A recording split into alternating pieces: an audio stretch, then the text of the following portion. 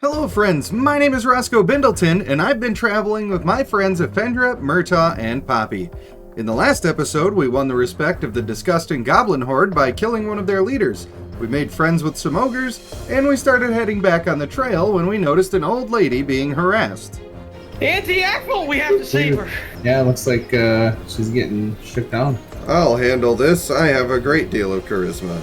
Turns out the accusation was that Auntie Ethel had kidnapped their sister, but the kind old lady promised she did not do it. Love of all that is holy, I've never clapped eyes on your poor sister. She even said that she had never clapped eyes on that girl. I've never heard of clapping eyes before, although I've definitely heard of clapping cheeks. I think she took the sister. You know what? I'm on these guys. These fine, upstanding, strapping lads. Listen, Okay. I just took out a three. whole camp of goblins and a giant spider and a big ogre bitch. I would really love to add an elderly woman to my body count here. I see someone else's. All right. That's their sister. Looking back, that may not have been enough of a reason to be willing to commit murder. You were supposed to rush to my defense, love. Fat lot of good you are. Ethel wasn't too happy that we didn't trust her, so she farted and left. It brought back painful memories of my first girlfriend. I still haven't forgotten her scent. The magic. She just magicked away. She farted real hard, and she's gone now. The brothers let us in on some more information. They suspect Ethel of being a hag.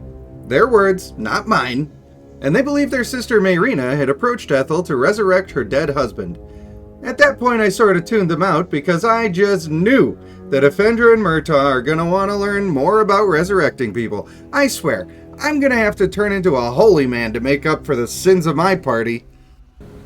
I vote we save the single lady.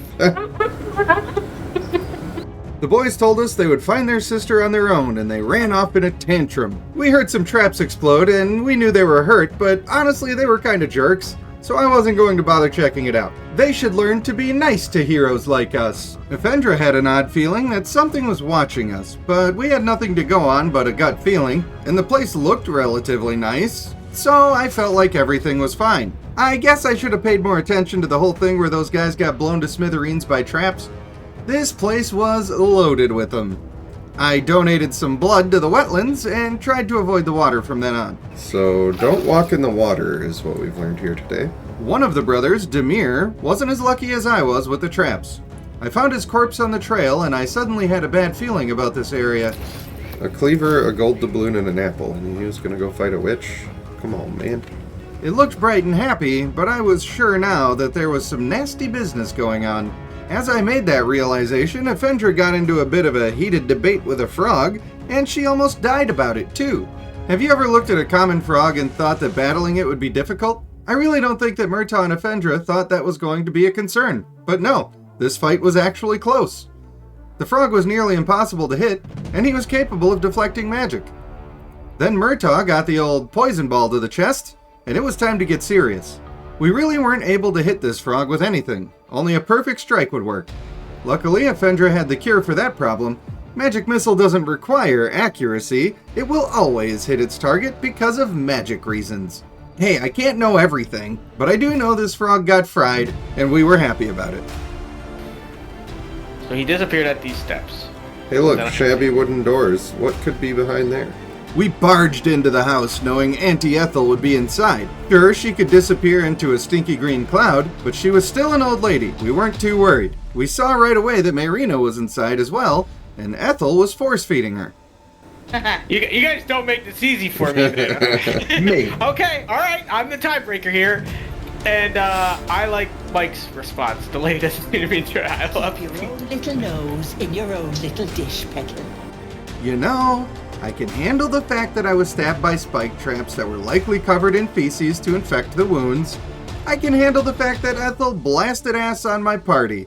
I can even handle the thinly veiled threats. But if this lady calls me Petal one more time, Wayne Brady is gonna have to choke a bitch. However, she seemed to be aware of the parasite problem, and she even claimed to be able to solve that problem. But I like you, Petal. Oh, really? Now she likes I us. ask for something small. I guess we're haggling with a hag now. Sort of like making a deal with the devil. You're always gonna pay too much and you're never gonna get what you wanted. This bitch wants to use our eyeballs to see. Yeah. I want to see what happens. I'm with Angie. It's weird that Jeff is the one who doesn't want to take the deal because it's like Jeff is trying to get as cursed as he possibly can. So, just in favor of Jeff being as cursed as possible, I gotta select. Oh, God. Oh no! Oh, Alright, we leveled up. Lord. Oh. Oh, Lord. Oh. Imagine if we would have tried to fight her. We would have got our shit pushed in. Nah, we would have been fine. You throw a little fire on one of those things, buffs it right out. I thought it was water. Okay. Uh-oh, we're not in Kansas anymore. Everything became gray and decrepit and smelled like cabbage and pea. Perfect conditions for a little surgery. I suppose it was nice of her to let him choose which eye was going to be touched. This is fucked up. Holy shit, dude. Oh my God, it's happening. Holy fuck, dude. Fuck! No! Ow! They're gonna show me dong, but they won't show me it. Oh my God. Oh. There's me eyeball. She put it back. No. She wasted no time, reaching in, plucking his eye out with a jagged claw, and as promised, she gave it a kiss and put it back in. Now Murtaugh has the permanent stank eye. It was a bad idea to pay for the surgery before it happened, though. Ethel wasn't able to remove the parasite. Apparently it's netherese, and that means if we remove the parasite, we'll die. You can't unstank an eye, though, so Ethel once again bailed on the situation. At this point, we decided we were going to pursue Ethel and try to at least save Mayrina. Yes, I know which one you guys want. Oh, Angie's come to my side. Oh, Mike's come to my side. We're doing this shit. But first, we were going to enjoy a fresh level of experience. I love this little guy. He's the best. He was a former necromancer's familiar, so he just loves it. He's like, yeah, fucking kill him, raise him up, kill him again, fucking raise him again. Let's fucking go. We ventured into the secret lair of the hag, and she had acquired quite the collection of cool curiosities and crazy captives. All people who had made a deal with Ethel and lost it all. The hag came out to tell us that she would be making us into stew if we didn't leave. But you want to know something?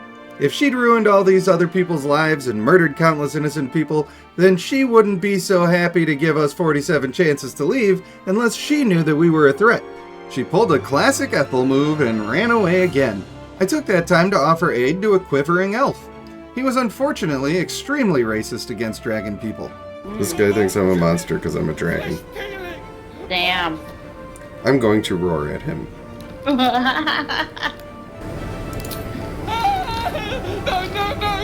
I'm sorry. Well, that went well. Poppy then tried to help a man who had been encased in stone. The petrification was the only thing stopping a fatal poison from spreading in his veins, and he immediately resigned from his position as being alive. I reinforced stereotypes against dragons, and Poppy killed a man. We should probably stop touching things and talking to people. Got him. I'm cured. Murtaugh found a door that looked extremely suspicious, and before we had time to try to open it, a vision popped into our heads of a mangled man made into this very twisted door. It had let some adventurers get past, and the old stank bat gave him 30 more years of servitude for that mistake. Needless to say, the door was not going to move for us. He really doesn't want us to fight this out. Weapons brandished. Nobody. That's a decade for each. You're mine for 30 more years, Pecker. Side note, she also called the doorman Petal. That kinda hurts. I thought I was supposed to be her Petal. It's like our whole relationship has been a lie. We just had to convince the Dorps that we'd kill her and he'd be free. Dorps tracks, right? He's a door and a corpse. Good, I'm glad we're on the same page. Yeah, I just wanted to see these masks on the table, and then I got caught in that dialogue. Yeah, there's a lot of stuff in here. Yeah, this is all stuff we should explore when she's dead. Closer to the mirror. of the- Like, if you walk anywhere in this room, you get dialogue. Can I take one of these whispering masks? Will I become the mask? Will I be able to channel Jim Carrey? This was a bad sign. We should not have investigated the masks. If you ever find yourself in this kind of sticky pickle, then I would implore you to not touch the masks. It turns out that the Dorps was an illusion this whole time, and that just goes to show you, when you wish upon a star, it makes no difference who you are. You do have the power to pass effortlessly through a mutilated dead guy. On the other side, we saw a gaggle of friendos wearing the masks we had found on the table outside. This is when Murtaugh had an amazing idea. There's guys around here, level 4 dudes. They're all wearing the Masks of Vengeance. Wait, let's go get Mask of Vengeance, put them on, then they won't attack us. That is probably true, but there was only 3 of them, right? Very smart. Yeah, I picked one up already. Oh god, it put me into a cutscene when I put the mask on. Of course. And by amazing idea, I mean that he doomed us to an eternity of servitude, literally. As I put on the mask, a smell of wet dog and mushrooms filled my nostrils, and I felt Ethel's presence everywhere. I didn't want her presence inside me like that, but we couldn't just take it off. It says that I have to attack you. Yeah, we made a mistake. Can I just take it off? Well, why are you punching me, you beaver? I'm not in control of my character. Yeah, these are us. I can't get out. Oh, well, fuck. This is... Fuck. Oh, fuck. Well, I think I'm gonna die. You used my sleep potion. Bastard. So don't put the mask on? I wouldn't. Okay. Oh boy. Oops. What's going on? I'd run away. Oh yeah, you are. Good. Yeah, I'm not in there. They murdered me. They, like, literally... We did. And I can't take the mask off. Oh! That's funny. That's good. Bro. Alright, so maybe that's a no on the mask. No masks. No masks. Jesus. It didn't turn out to be Jim Carrey. Who knew? So I guess I shouldn't unpetrify that guy then, huh? Unless you want to be guilty of a murder. That was fun and all, but I think this time we won't thrust ourselves into eternal servitude to a smelly old hag, and this gave us the chance to spare another life as well. Luckily, our little oopsie-daisy gave us the insight on these masks that we were going to need to use lethal force on these masked madmen. Their plan was to entrap us with difficult terrain and focused attacks on our leg parts. Luckily, Poppy was wearing her Nikes, and she sped across the battlefield before they had a chance to pin her down. The person I'm fighting is fighting against the mask. It turns out the people in the masks were making a real effort to not have to kill us. I wish I could say I was affording them the same courtesy, but at this point I was traveling with a dark wizard and infected with an evil worm. I was more than happy to end this threat with immediate and severe violence. The enemy tried to curse Effendra, which sort of made me chuckle. I mean, Effendra had been gallivanting around the globe trying to acquire as many possible curses, dark marks, and evil pacts as she could. She was probably happy to add a new one to the list. Murtaugh was still immobile and his barbarian rage was starting to kick in. How long am I gonna be immobile for? Holy fuck balls. Still, he found a way to leap in and whack a guy. Effendra also found her mark with some ray of sickness. I love magic. Perhaps I should find a way to learn more of it myself. That little imp said, shit your trouser holes. Shit your trouser hole. I have a dream that one day I'll be so filled with magic that the enemies will fear my presence, and my blade will sing with radiance! Does a simple bard have the potential to reach such heights? Perhaps it doesn't matter.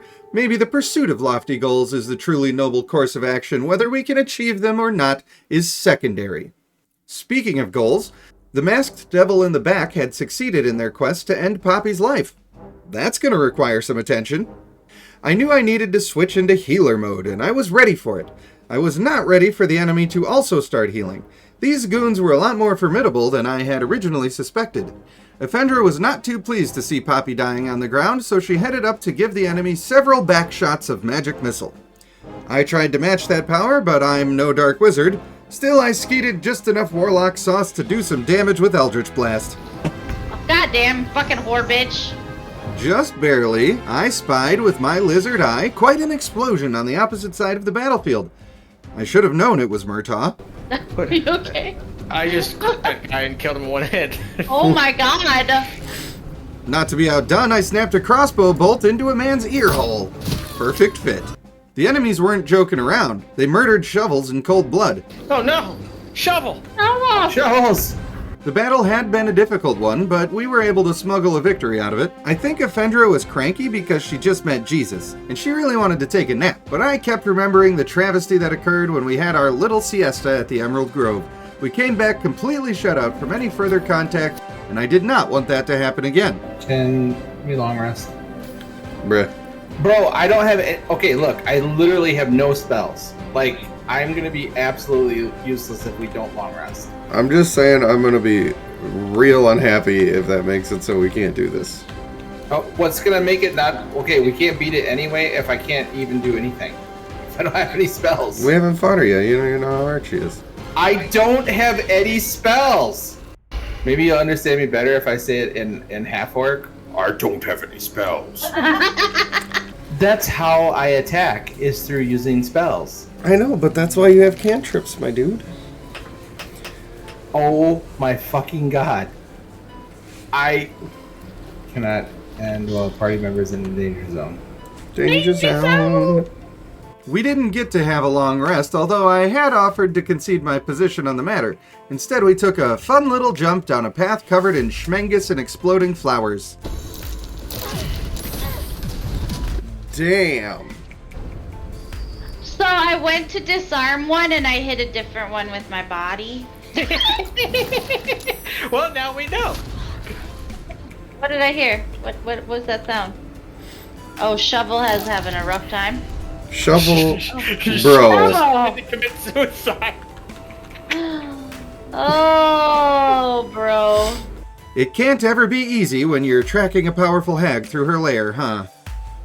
All this waiting around trying to be safe had me feeling a smidgen impatient, so I held my breath and walked through the parts. It wasn't that bad, a bit nutty with a hint of spice. We made it down the twisting death trap by eating several explosions and healing up after. It wasn't elegant, but it worked. And then we found ourselves in a chamber that had a certain air of importance. For one thing, Mayrina was hanging from the ceiling like a gently swaying dingleberry. Hey, is that what's her butt? Yeah. Is that my future wife? It is. We could just break the cage and have her drop into nothing. That doesn't seem like a good idea. Oh. How does that get Dism some ass? You're fucking terrible. Let's have Jeff diddle with the control orb. Oh, yeah, there's a control orb. I'm sure we could have guessed that Auntie Ethel was chilling out, maxing, relaxing all cool in the shadows. Surprise, motherfucker. Okay. Man, she's practically weak compared to that spider. Don't you do it, Auntie Ethel. Oh shit. Anybody got some water? Any water at all? Oh no. But Auntie Ethel did do it. She lit Mayrina's cage on fire. Oh, nice. That worked. That's beautiful. Mayrina and Murtaugh didn't actually have any kind of relationship, but he was sure he wanted to try, so he charged in like the hero he was always meant to be. The only problem was that he didn't have enough energy to actually make an attack. Silly dwarf boy.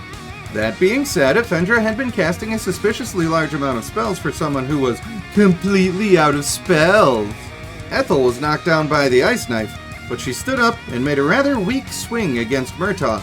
This sent him into a rage, which is the last thing you want when you're fighting old sausage fingers. That's what we call him sometimes. Never do his face, though, because we don't want to get slapped around and have it look like we lost a fight to a package of ballparks. Unfortunately, we all missed our attacks. Somehow, I missed even harder than the rest. Critical miss, holy shit. And the control orb wasn't helping. The cage went only slightly lower.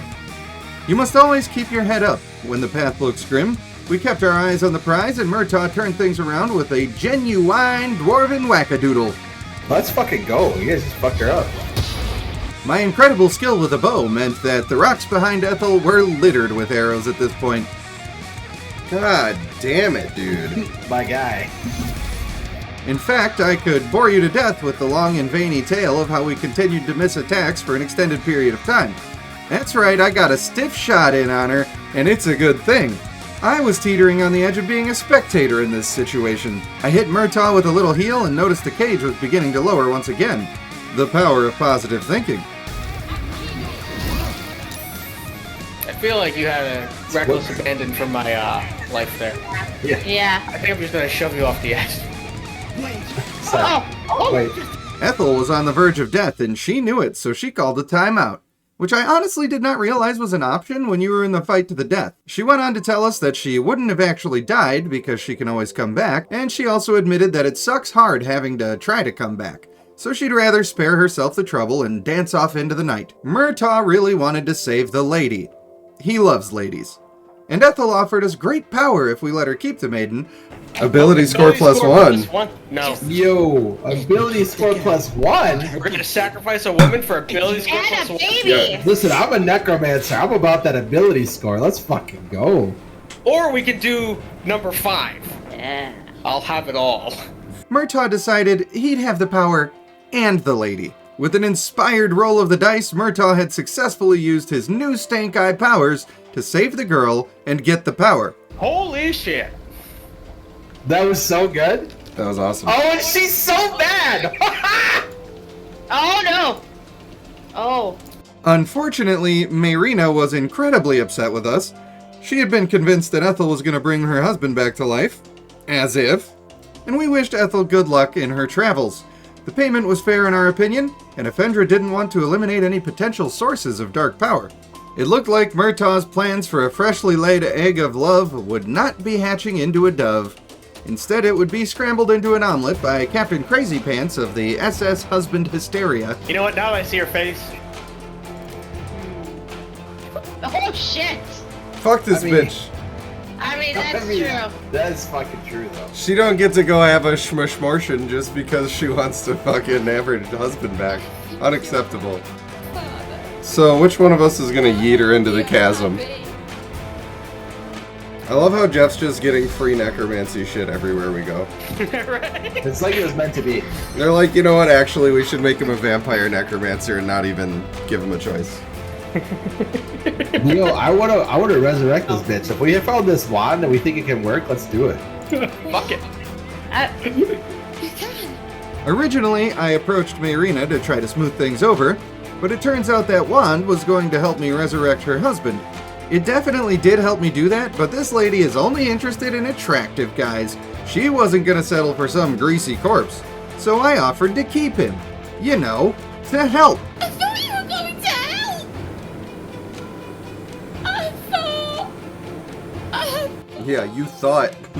After giving the wand to Effendra, she had been finally promoted into the ranks of a real, working necromancer. I remember when we used to try to hide how evil she was. Those were the days. In the next episode, we'll be visiting a very large goblin encampment. It used to be a temple of Saluna, but of course, those slop monsters set up shop as if they own the place. Will our lust for goblin blood get the better of us, or will diplomacy find a way? Join our party by subscribing to the channel and sling some magic at the algorithm dragon by liking and sharing. For now, I want to thank you for watching. I have been Rage Panda 1, and I'll see you in the next one.